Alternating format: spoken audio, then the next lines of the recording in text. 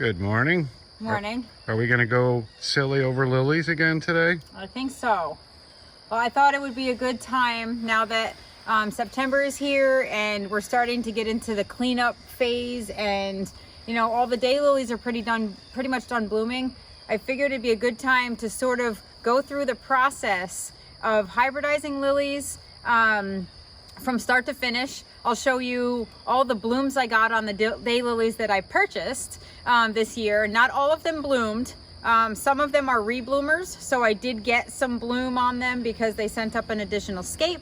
And some of them are going to be blooming in 2022. So I have some excitement and some anticipation for next year to see the ones that didn't bloom, but also I will show you a slideshow at the end of this of all the daylilies that did bloom with their names, and the ones that I was most proud of, and the ones that really did a bang up job for their first year being transplanted in my garden. But I thought it'd be interesting to go through a video from start to finish of how you hybridize, how long it takes for that seed pod to mature, what to do with it after you collect the seed pod, and how to grow the seeds that you've created in your own garden, because we all want this unique rare daylily in our own yards that you can't get anywhere else. The only way you're going to do that is to hybridize your own, or pay huge money to a hybridizer. And why do that? We all have multiple varieties of daylilies. Cross your favorites, create a new hybrid, and I'll just show you what my process is. There are 1,000 processes out there. There are thousands of forums out there about hybridizing. This is what I'm doing. This is what worked for me last year. I got a beautiful cross of my own this year. I was so thrilled with, and I'm keeping. And so I thought it'd be nice to share that. So today I'm going to go through a little bit about the process. I'll also show you when I collected my seeds last year. I started them around Thanksgiving, and I grew them over the winter under grow lights in our basement. And so I'll show you also what the process looked like from the time the seed sprouted to when they were just little babies to when they were actually big enough to be brought outside, planted. Some are still in pots in my garden. So this is going to be exciting, so stay tuned. So when you're hybridizing, it's pretty easy. As you'll see, I have tags hanging from some of my newly opened daylilies just to mark them so I remember what I've crossed with what. But what we're going to do is, if you see, here's a large purple daylily, and if you'll see, it has 1, 2, 3, 4, 5 stamens here, and they're all at the end have this orange pollen on them, and then there is one pistil. And the pistil is the reproductive part that you want to hybridize and use with the pollen. So you could take the pollen from its own plant and dab it on the end, or if you could take pollen from a different plant, let's say this guy, which I have already used up, and you could take one of the stamens, and if you notice all that fluffy pollen, and you would actually just dab it on the pistil. You can see I've already done that here. It has some of that orangey pollen on there, and we're going to dab it on this pistil.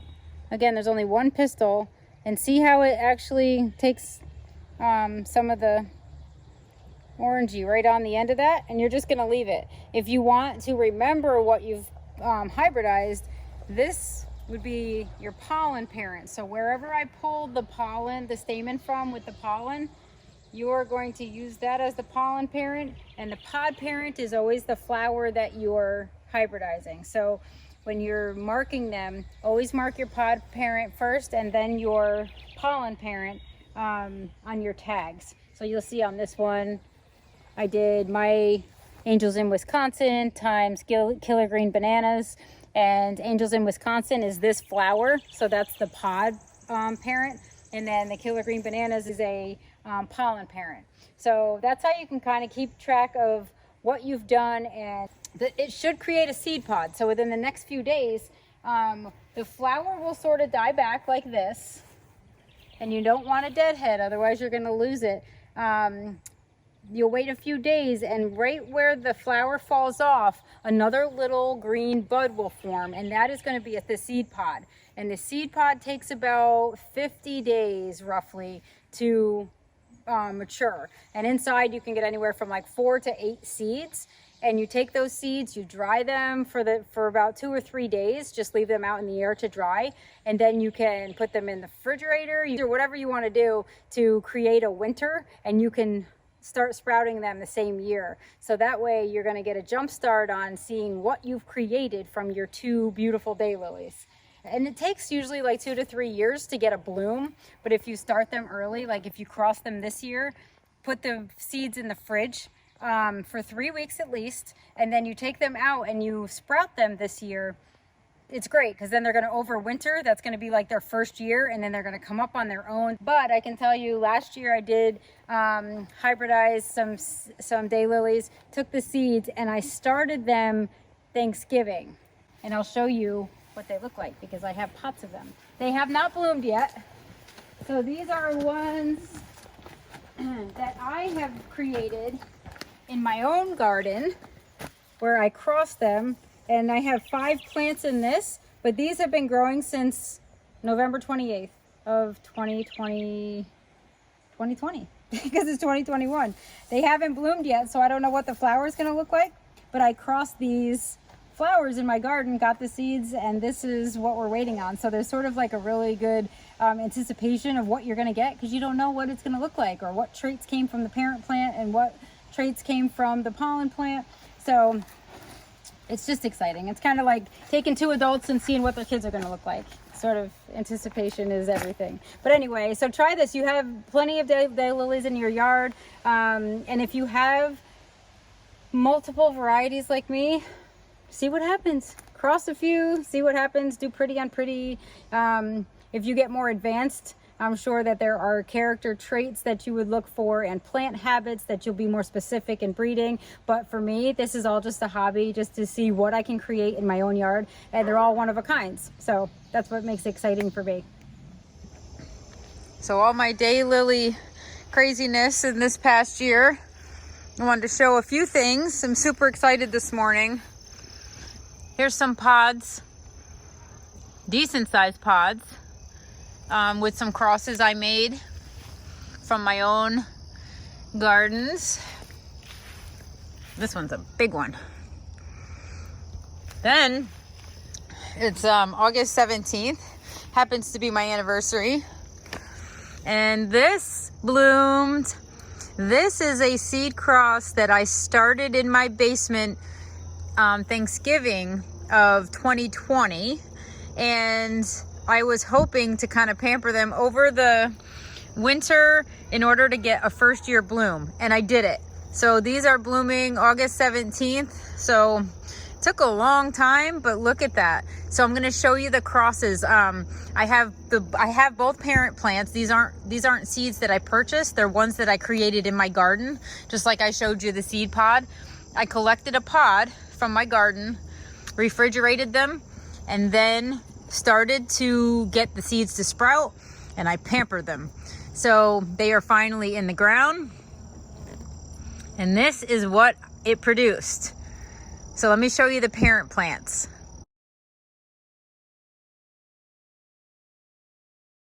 I've been waiting for these seed pods on the daylilies to turn, and I noticed this one has cracked open. Look at it, and it has a seed in there. So I have to figure out exactly which one this is. Master's Voice times Killer Green Bananas. Okay, so looks like maybe only one seed. Oh, 2 seeds, but one doesn't look so promising. This guy and this guy. Nope, that one's mushy. So I have one. What will this do for me? I don't know. Let's see. So the Master's Voice was the pod parent, and Killer Green Bananas was the pollen parent.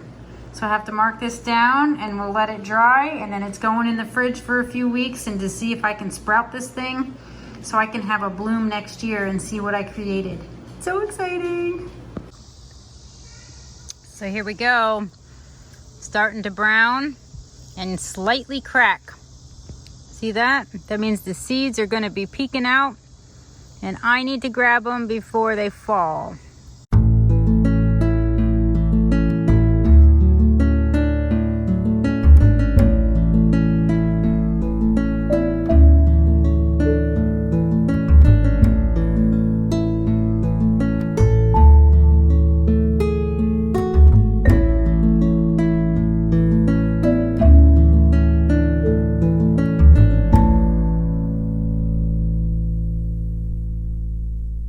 Okay, so now that we've gone through a little bit about the process of hybridizing, collecting the seed pods, let's go through a slideshow of all the lilies that bloomed in my yard. Most of these were newer this year. Some of them are just my favorites that I will never get rid of, and it's an unbelievable show.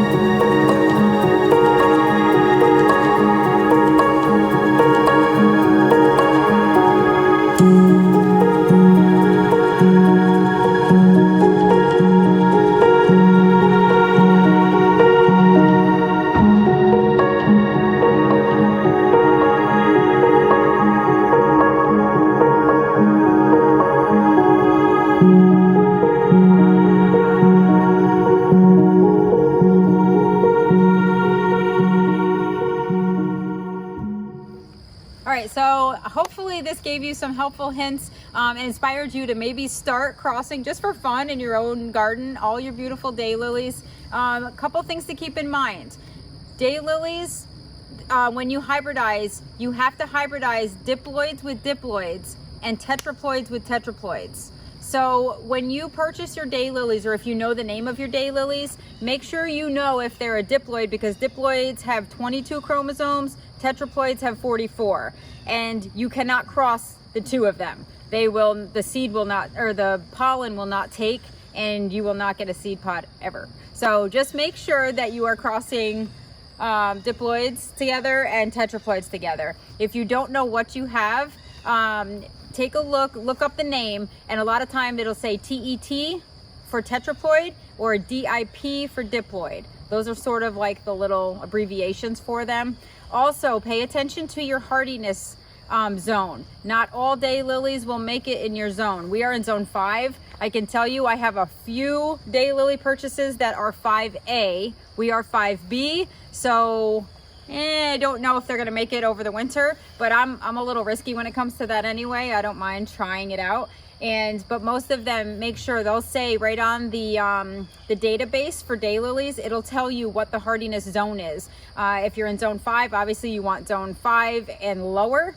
And for those in the warmer zones, you have the best of everything. I mean, you do deal with rust, but you do have the best of everything because you can get those really crazy hybrids, and they make it over winter in your zone. So some of them, most of the ones that will make it in our zone are why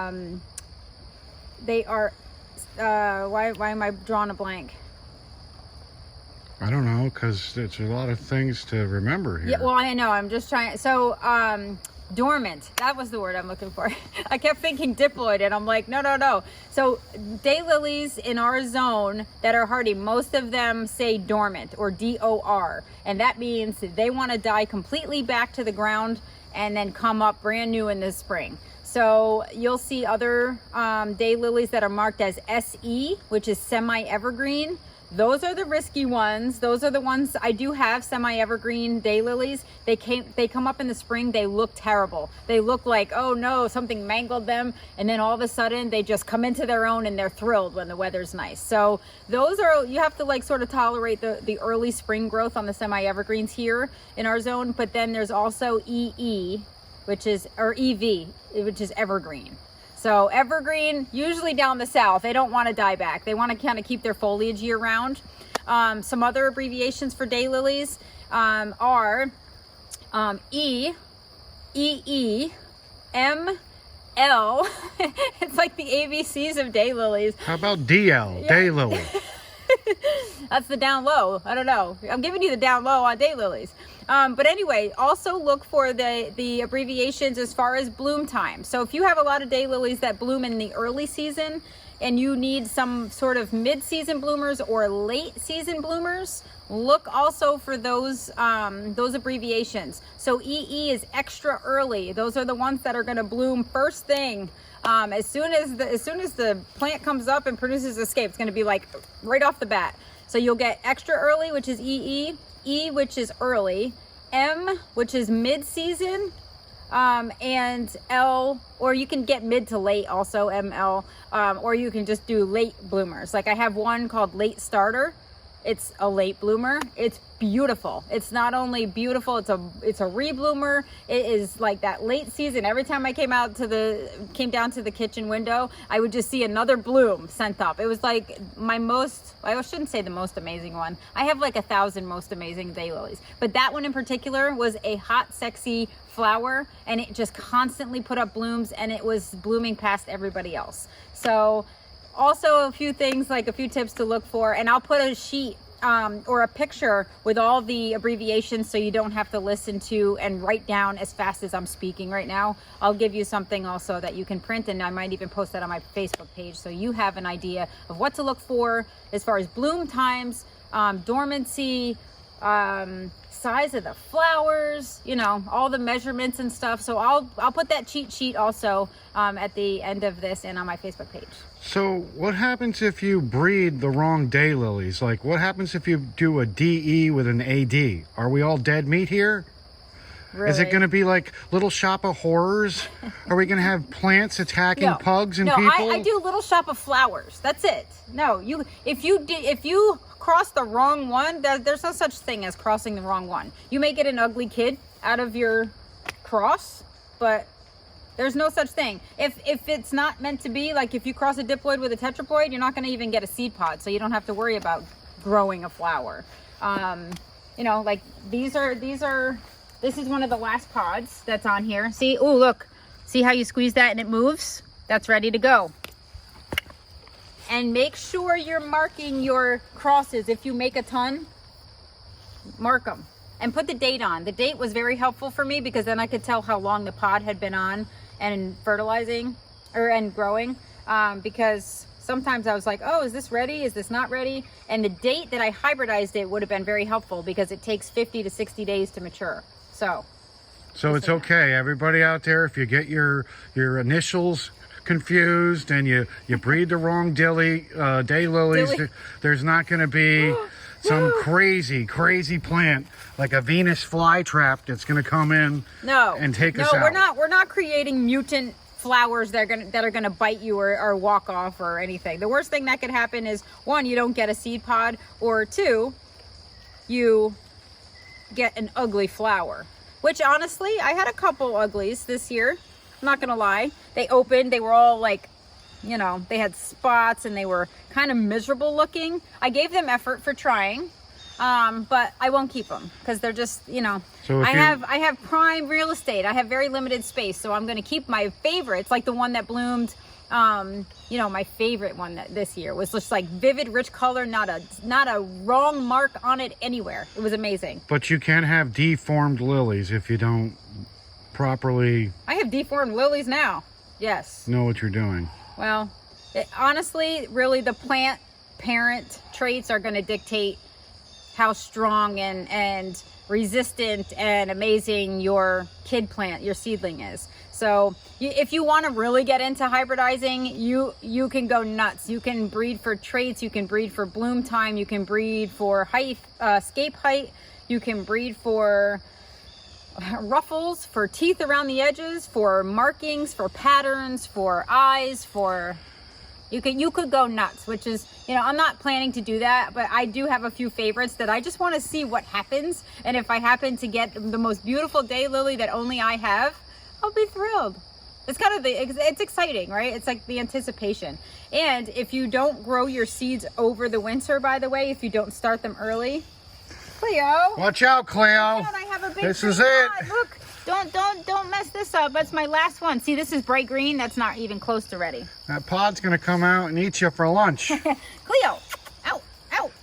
So anyway, what was I saying? Oh, so if you're in our zone, you could take seeds like this and dry them, put them in the fridge, grow them over the winter, and you'll get a first year bloom. It's possible to get a first year bloom because I did it last year. Last year I collected my seeds like this. I started them at Thanksgiving, and one of the most beautiful lilies ever bloomed. Because it was my first too. Not as beautiful as you, honey. Oh, you're just so sweet. Thank you. All right, well, I hope everybody had a really, I don't know, I hope this helped somebody clear up any confusion, or how do I do this, or what are the steps, or how does she do it?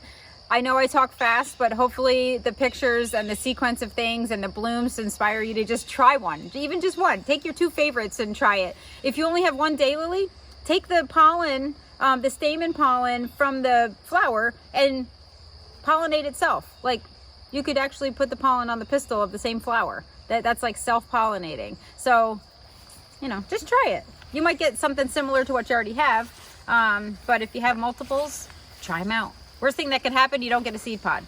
But I can tell you, I have tons of seeds. I can't wait to see what happens next year. So there you have it. Thanks. Welcome.